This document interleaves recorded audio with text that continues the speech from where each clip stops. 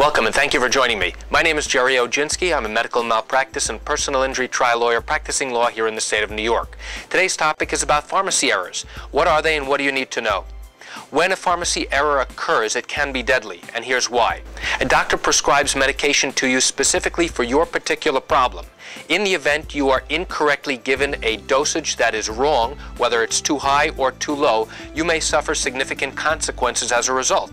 You might be hospitalized, you might need further treatment or even surgery.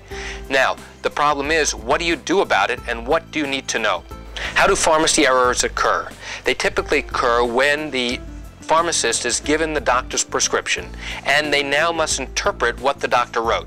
In the event the physician is unable to read the prescription that they are given, the proper procedure is that they are supposed to call the doctor's office to confirm not only the medication but also the amount and the dose that they are being prescribed.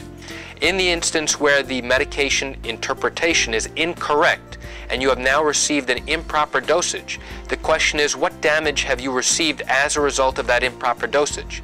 Let's say, for example, that you are to receive blood thinners and you now receive much too high a dose of blood thinners, and now you bleed at the slightest problem and you now require hospitalization and literally you have bruising throughout your entire body. Well, clearly you received an incorrect dosage. However, the question always is, what permanent injury do you have as a result of the carelessness by the pharmacist? If you don't have any ongoing permanent injury, then it's unlikely that an experienced medical malpractice or personal injury attorney will take on a case like yours.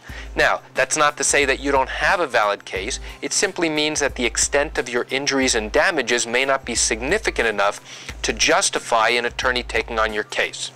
How do you try and prevent pharmacy errors from occurring? When you leave the doctor's office with a prescription, make sure you know what medication you are being prescribed, as well as the dosage, so that when you hand that prescription into the pharmacy, you should double check.